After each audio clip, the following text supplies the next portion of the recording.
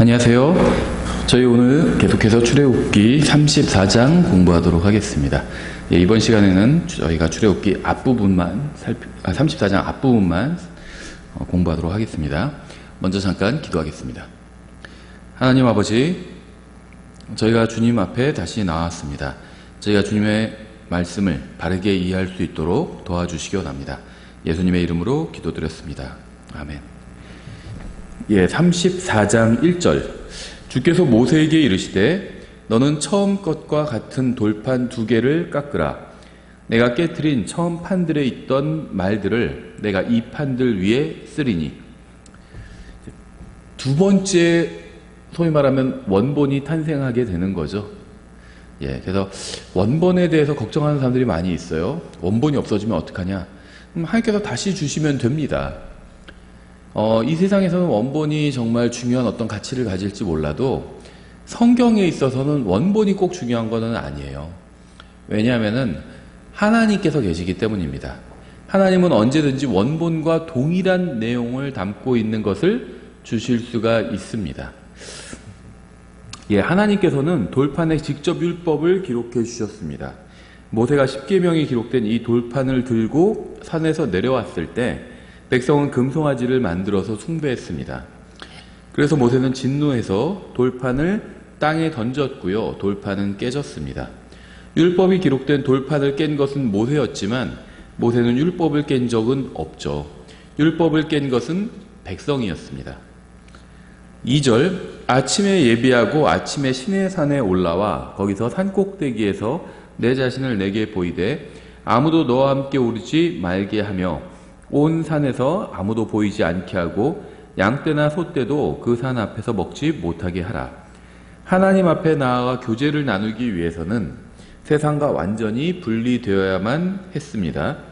우리도 말씀에 따라서 구별된 삶을 살지 않으면 주님과 원활한 교제를 나눌 수가 없어요. 4절. 모세가 처음 것과 같은 돌판 2개를 깎고 아침에 일찍 일어나 주께서 자기에게 명령하신 대로 돌판 2개를 자기 손에 들고 시내산에 올라가니. 모세는 주님께서 명령하신 대로 행했습니다. 그는 주님의 명령을요, 자기 생각대로 바꾸거나 자기 눈에 더 나아 보이는 것으로 대체하려고 하지도 않았습니다. 그는 자신이 하나님보다 더 잘 안다고 생각하지 않았어요. 그는 그저 하나님께서 말씀하신 대로 행했습니다. 모세는 하나님께 순종했기 때문에 주님께로부터 복을 받았습니다. 하나님께 복을 받는 비결은 주님께서 말씀하신 그대로 행하는 것입니다. 5절. 주께서 구름 가운데 내려오사 그와 함께 거기 서서 주의 이름을 선포하시니라. 주께서 그 앞으로 지나가시며 선포하시되 주로다 긍휼이 많고 은혜롭고 오래 참고 선함과 진리가 풍성한 주 하나님이로다. 내가 긍휼을 수천에게 베풀며 불법과 범법과 죄를 용서하되 그것이 결코 죄 있는 자를 깨끗하게 하지는 아니하리라. 내가 아버지들의 불법을 자녀들과 자녀들의 자녀들에게 벌하여 3대와 4대까지 이르게 하리라 하시니 모세가 급히 땅을 향해 머리를 숙이고 경배하며. 이것은 하나님께서 자신의 이름에 관해서 선포하신 겁니다. 그래서 모세가 급히 경배를 하고 있죠. 하나님의 이름뿐만 아니라 하나님의 존재 자체에 대해서 좀 선포를 하신 거예요. 여호와의 증인들은 오직 여호와라는 이름만이 주님의 이름이라고 주장을 합니다. 하지만 성경에 의하면 하나님은 여러 가지 이름을 가지고 계시죠. 사람도 이름이 여러 개인 사람도 있어요. 하나님의 이름은 주님의 성품을 보여줍니다. 우리는 사람을 구분하기 위해서 이름을 부르죠. 하지만 하나님은 자신의 성품을 보여주기 위해서 이름을 정하셨습니다. 여호와나 아니면 예수라는 이름이나 I am이라는 이름이 그렇죠. 물론 주님의 이름만으로 주님의 성품을 완전히 이해할 수는 없어요. 그래서 창조자, 통치자, 위로자, 심판자 같은 이름도 사용하시는 거죠. 긍휼이 많고 은혜롭고 이렇게 말씀하셨는데요. 이 구약시대의 주님은 긍휼이 많고 은혜로우신 분으로 자신을 계시하셨습니다. 하지만 신약시대의 주님은 은혜로우시고 긍휼이 많으신 분으로 자신을 계시하십니다. 신약에서는 긍휼보다 은혜가 먼저 나와요. 구약에서는 긍휼이 먼저 나오죠. 왜냐면요, 예수 그리스도께서는 이미 십자가 위에서 죽으셨기 때문이에요. 그래서 예수님께서 십자가 위에서 죽으시기 전에 실질적으로 죄값을 치르기 전에는 긍휼이 먼저 나오고요. 죄값을 치르고 나서는 이제 은혜가 먼저 나오게 됩니다. 구약 성경에서 주님은 긍휼을 베푸시고 은혜를 베푸십니다. 주님께서는 벌을 받아 마땅한 죄인들에게 긍휼을 베푸셔서 심판을 연기해 주시죠. 긍휼은 사람이 받아야 될 벌을 받지 않는 게 긍휼입니다. 하나님은 긍휼이 풍성하신 분이에요. 은혜는 받을 자격이 없는 자에게 베풀어 주시는 하나님의 선물이죠. 그래서 우리 하나님은 긍휼이 풍성하시고 은혜가 충만하신 분이에요. 또 오래 참고 이렇게 하나님의 성품에 대해서 말씀하고 있는데요.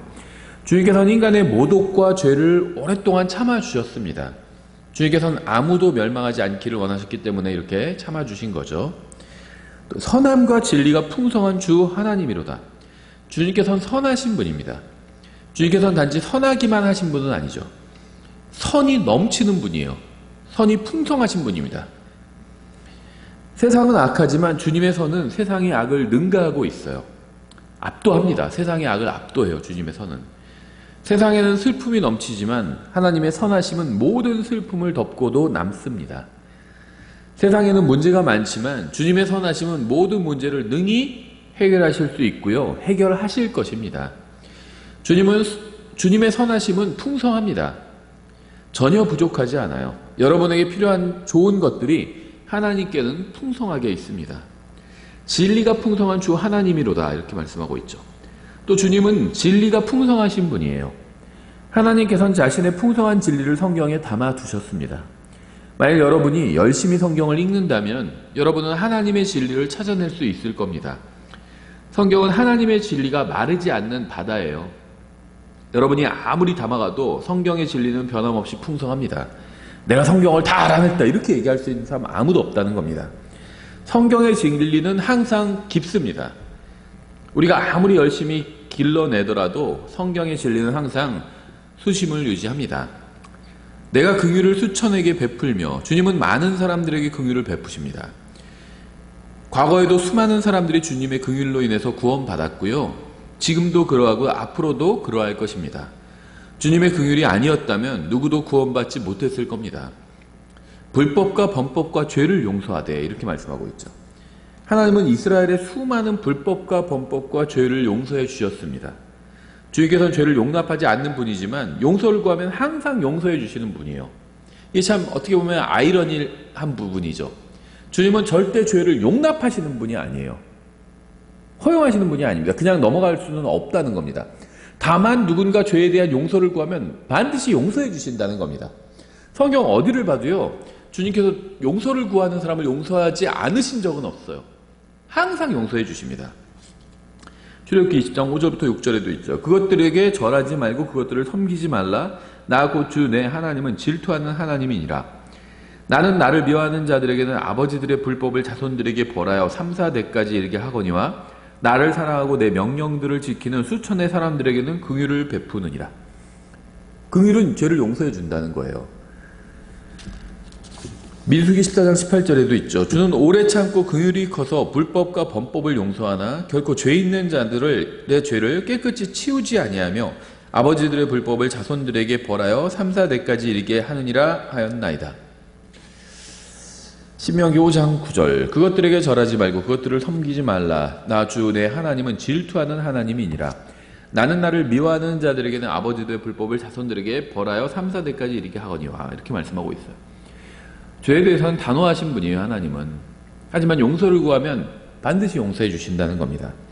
이스라엘이 죄를 지을 때마다 대언자들은 백성을 위해서 주님께 나와 용서를 구했습니다.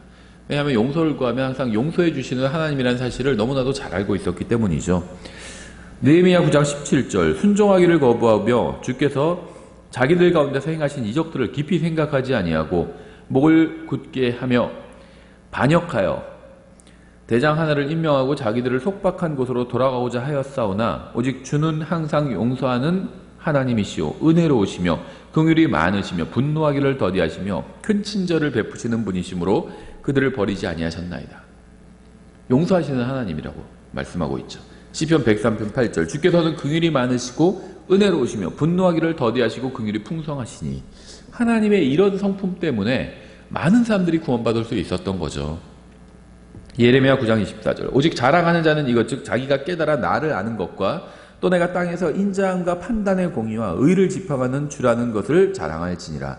나는 이 일들을 기뻐하느니라. 주가 마노라. 의를 지팡하시는 분이에요. 하지만 또 인자하신 분이죠.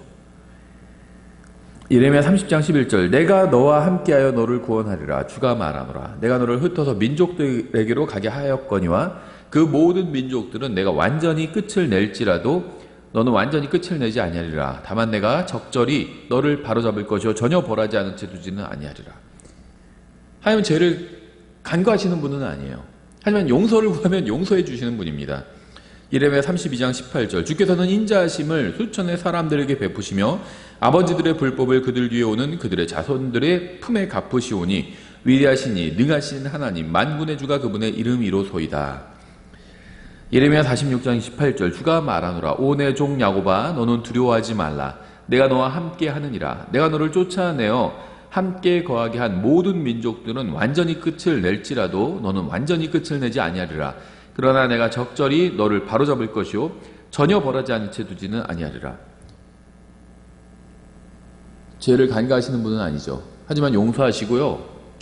용서를 구하면 용서해 주시고요. 길을 내주시는 분입니다. 그래서 우리가 하나님 앞에 나아갈 수 있는 거죠. 다니엘서 9장 4절. 내가 주 내 하나님께 기도하고 자백하며 이르기를 오 주여 하나님을 사랑하고 하나님의 명령들을 지키는 자들에게 언약을 지키시며 긍휼을 베푸시는 크고 두려우신 하나님이여. 느헤미야 1장 3절. 그들이 내게 이르되 포로로 사로잡힘을 면하고 거기에 남은 자들이 그 지방에서 큰 고통과 치욕을 당하며 또한 예루살렘 성벽은 무너지고 성벽의 문들은 불탔나이다 하니라. 하나님은 죄를 간과하시는 분이 아니에요. 절대. 그러니까 용서하는 것과 죄를 간과하는 것은 서로 다른 이야기입니다. 죄를 간과하는 분은 아닙니다. 하지만 용서를 구하면 용서해 주시는 분이죠. 다시 본문으로 돌아와서 그것이 결코 죄 있는 자를 깨끗하게 하지는 아니하리라 이렇게 말씀하고 있어요. 죄는 사람이 하나님 앞에 나아가지 못하게 막습니다. 모든 사람이 죄를 지어 하나님의 영광에 이르지 못하더니 이렇게 말씀하고 있죠. 하나님께 나아갈 수 없는 이유가 죄 때문이라는 거예요. 하나님은 죄를 용서해 주시지만 출애굽기 34장 7절의 시점에서는 죄 있는 자를 깨끗하게 하지는 않으십니다. 주님께서는 긍휼과 은혜로 죄를 용서해 주셨지만 아무런 대가를 치르지 않고 죄 있는 자를 깨끗하게 하실 수는 없었습니다.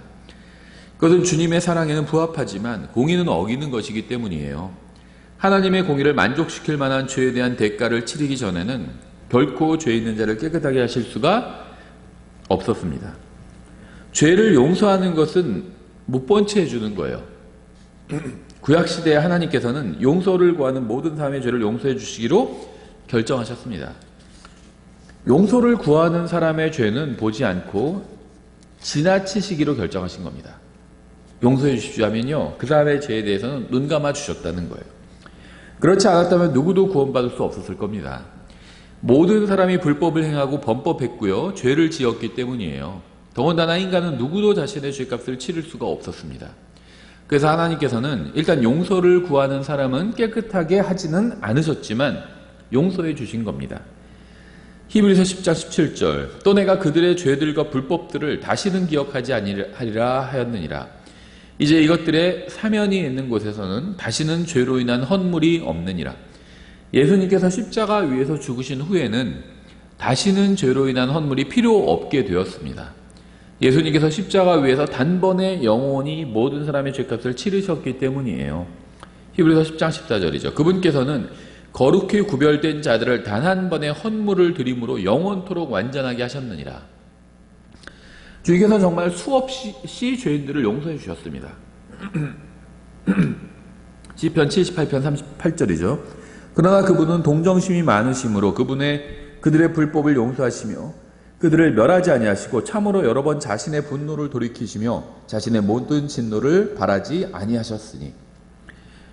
시편 99편 8절. 오 주 우리 하나님이여 주께서 그들에게 응답하셨나이다. 주께서 그들이 창안한 것들에 대하여 보복하셨을지라도 주께서는 그들을 용서하신 하나님이시니이다.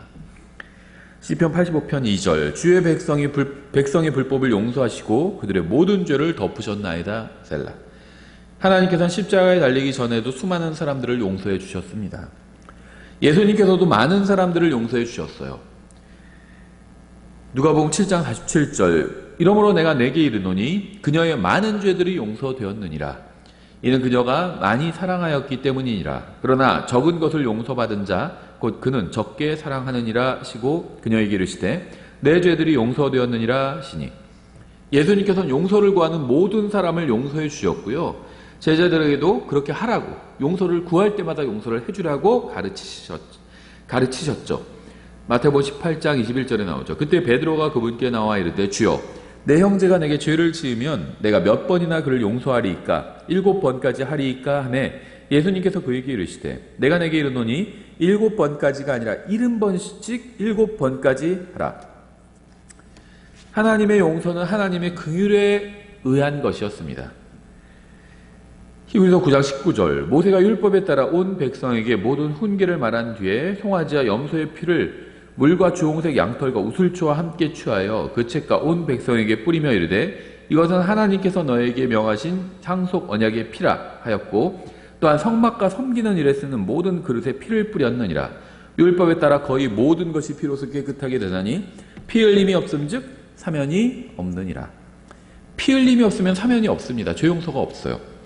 문제는 동물의 피로는 사면이 죄 용서가 불가능했다는 거죠.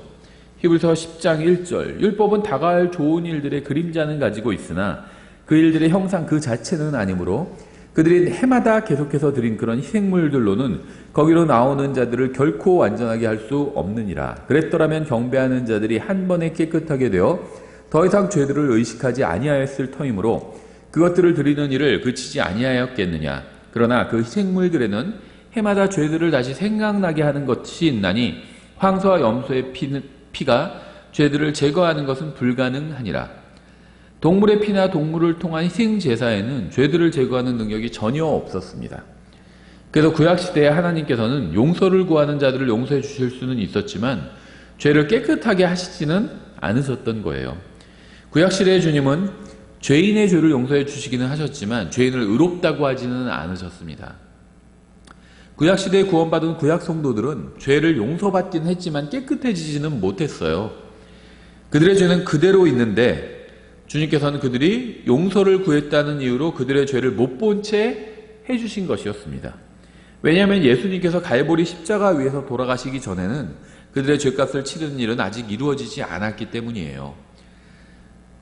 히브리서 9장 15절 이런 까닭에 그분께서는 새 상속 언약의 중재자이시니 이것은 첫 상속 언약 아래 있던 범법들을 구속하시려고 죽으심으로써 부르심을 받은 자들이 영원한 상속 유업의 약속을 받게 하려 하심이라. 구약 성도들은 죄를 용서받았지만 예수 그리스도께서 십자가 위에서 죄값을 치르기 전에는 구속받지는 못했습니다. 사도행전 14장 16절 그분께서 지나간 때는 모든 민족들이 자기들의 길로 걸어가도록 허락하셨으나 구약시대에는 죄를 용서만 해주셨어요. 로마서 3장 25절 그분은 하나님께서 그분의 피를 믿는 믿음을 통한 화의 헌물로 제시하셨으니 이것은 하나님께서 참으심을 통해 과거의 죄들을 사면하심으로써 자신의 일을 밝히 드러내려 하시며 예수님께서 죽으심을 통해서 죄를 용서만 받은 사람을 깨끗하게 해주셨던 겁니다. 예수님의 죽음을 통해서 용서만 받았던 사람을 이제 깨끗이 해주신 거예요. 마태복음 26장 28절 이것은 죄들의 사면을 얻게 하려고 많은 사람을 위하여 흘린 나의 피 곧 새 상속 언약의 피니라. 죄들의 사면은 용서죠. 용서의 값을 예수님의 피가 치러주었다는 겁니다. 예수님께서 피로 용서의 값을 치러주셨다는 거예요. 하나님의 공의는 죄에 대한 정당한 값을 치를 것을 요구했고 예수님의 십자가는 그 공의를 만족시켰습니다. 구약 성경은 예수님의 십자가를 이사야서 53장이나 시편 23편에서 모형으로 보여주고 있죠. 그러나 예수님께서 십자가 위에서 죽으실 때까지 누구도 죄로부터 완전히 깨끗해지지는 못했습니다. 이것이 바로 구약 성도들은 죽으면 즉시 하늘에 계신 하나님 앞으로 가지 못했던 이유예요. 누가복음 16장 22절 그 거지가 죽어 천사들에 의해 아브라함의 품으로 옮겨지고 그 부자도 죽어 묻히게 되었더라. 구약 성도들은 죽으면 셋째 하늘이 아닌 아브라함의 품으로 갔습니다. 하나님을 믿고 죄를 용서받은 나사로는 죽어서 천사들에 의해 아브라함의 품으로 옮겨졌던 거예요. 예수 그리스도의 피로 씻기고 다시 태어난 신약 성도들은 죽으면 즉시 몸을 떠나 주님과 함께 있게 됩니다. 빌립보서 1장 23절이죠. 떠나서 그리스도와 함께 있기를 바라며 내가 둘 사이에 끼어 있느니라. 그것이 훨씬 더 좋으나 고린도서 5장 1절부터 10절도요. 같은 진리를 말씀하고 있죠. 구원받은 신약 성도가 죽으면 즉시 어디로 가게 되는지 말씀하고 있어요. 만약 땅에 있는 우리의 이 장막집이 해체되면 우리 몸을 말하는 겁니다. 하나님의 건물 곧 손으로 지은 집이 아니요 하늘들에 있는 영원한 집이 우리에게 있는 줄 우리가 아느니라. 여기서 말하는 하늘에 있는 영원한 집은요 새 예루살렘을 말하는 것이 아니라 변화된 어떤 몸을 말하는 거예요. 휴거 때 입게 될 몸, 또 휴거 때까지 어떤 입게 될 몸, 이런 몸을 말하는 겁니다. 우리가 이 장막에서 신음하며 하늘로부터 오는 우리의 집으로 옷 입기를 간절히 원하노니 우리가 옷 입고 있으면 벌거벗은 채 드러나지 아니하리라. 이 장막에 있는 우리가 짐을 진 채 신음하는 것은 벗고자 함이 아니요 입고자 함이니 이것은 죽을 것이 생명에게 삼켜지게 하려 함이라. 그런데 바로 그 일을 위하여 우리를 다듬으시고 또한 우리에게 성령을 보증으로 주신 분은 하나님이시니라. 그러므로 우리가 항상 확신에 차서 우리가 몸 안에서 집에 거하는 동안에는 주로부터 떨어져 있는 줄을 아노니 우리는 믿음으로 걷고 보는 것으로 걷지 아니하노라. 내가 말하노니 우리가 확신에 차서 원하는 바는 차라리 몸을 떠나 주와 함께 있는 그것이라. 그러므로 우리는 함께 있든지 떨어져 있든지 그분께서 받아주시는 자가 되려고 수고하노라. 우리가 반드시 다 그리스도의 심판석 앞에 나타나리니 이로써 각 사람이 좋은 것이든 나쁜 것이든 자기가 행한 것에 따라 자기 몸 안에 이루어진 것들을 받으리라. 예수 그리스도께서는 사람들의 죄를 용서해 주셨기 때문에 그 값을 치르기 위해서 십자가 위에서 피를 흘려 주셨습니다. 그래야 용서받은 죄인이 깨끗해질 수 있었기 때문이에요. 이것은 이미 구원받은 사람이 다시 구원받았다는 말이 아니라 구원받은 사람의 구원의 근거를 완성하셨다는 겁니다. 성경에 의하면 구약 성도들은 미래에 있을 십자가를 바라보고 구원받지 않았어요. 아브라함이나 모세가 십자가에 달린 예수님을 보고 구원받았다는 말은 성경에 없습니다. 구약 성도들은 하나님의 긍휼과 은혜를 믿고 주님께 용서를 구해서 구원받았습니다. 구약 성도들은 이렇게 구원받았지만 아직 죄로부터 완전히 깨끗해지지는 못했기 때문에 지하세계에 있던 낙원에서 주님께서 죄값을 완전히 치르실 때까지 기다릴 수밖에 없었어요. 예수님께서 십자가 위에서 돌아가셨을 때 성전의 휘장이 위에서부터 아래로 찢어졌고요. 그분의 피를 통해 모든 죄에 대한 값이 치러졌습니다. 예수님께서 십자가 위에서 돌아가신 후에 그분의 몸은 십자가 위에 있었지만 그분의 혼은 지하세계로 가셨어요. 그분은 지하세계로 가셔서 자신이 십자가 위에서 하신 일을 선포하셨습니다. 주님께서는 지하세계에서 자신이 메시아 그리스도라는 사실만 선포하신 것이 아니라 십자가 위에서 인간의 모든 죄값을 완전히 지불했다는 사실도 선포하셨어요. 성경은 그때 많은 성도의 무덤이 열리고 죽은 자들이 일어나 예루살렘 거리를 걸었다고 말씀하고 있죠. 예수님께서 땅의 낮은 부분을 떠나실 때 사망과 지옥의 열쇠를 가지고 그것을 나오셨고요. 부활의 아침에 아브라함의 품에 갇혀있던 구약 성도들을 데리고 셋째 하늘에 계신 아버지 하나님께로 올라가셨습니다.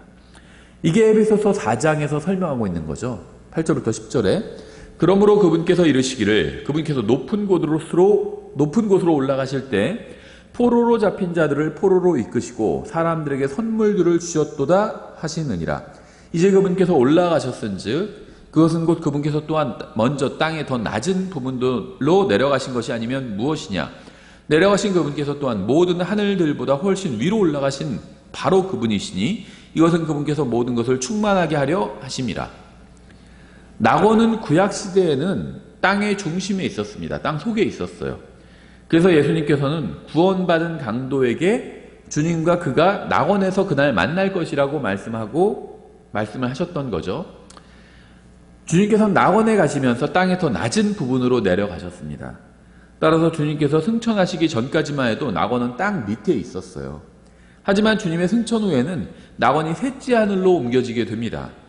그래서 사도 바울은 셋째 하늘에서 낙원을 본 것이죠. 고린도후서 12장 1절부터 4절에 있죠. 자랑하는 것이 물론 내게 유익하지 아니하나 내가 주의 환상들과 계시들로 나아가리라. 내가 그리스도 안에 있는 한 사람을 알았는데 그 사람은 14년 전에 셋째 하늘로 채어 올라갔느니라. 몸 안에 있었는지 내가 말할 수 없으며 몸 밖에 있었는지 내가 말할 수 없으나 하나님은 아시느니라. 내가 이러한 사람을 알았노니 몸 안에 있었는지 몸 밖에 있었는지 내가 말할 수 없으나 하나님은 아시느니라. 그가 낙원으로 채워 올라가서 말할 수 없는 말들을 들었는데 사람이 그것들을 말하는 것은 법에 어긋나느니라. 구원받은 구약 성도들은 지하세계로 갔지만 지옥에 가지는 않았습니다. 지하세계 안에는 지옥도 있고 낙원도 있었죠. 그들이 하나님께서 계신 셋째 하늘로 올라가지 못한 이유는 비록 용서받고 구원받기는 했지만 죄로부터 완전히 깨끗하게 되지는 못했기 때문이에요. 하나님께서는 죄에 대한 값이 완전히 치러지기 전에는 그 어떤 죄인도 깨끗하다고 선언하실 수가 없었습니다. 그것은 하나님의 공의에 위배되는 것이기 때문이에요.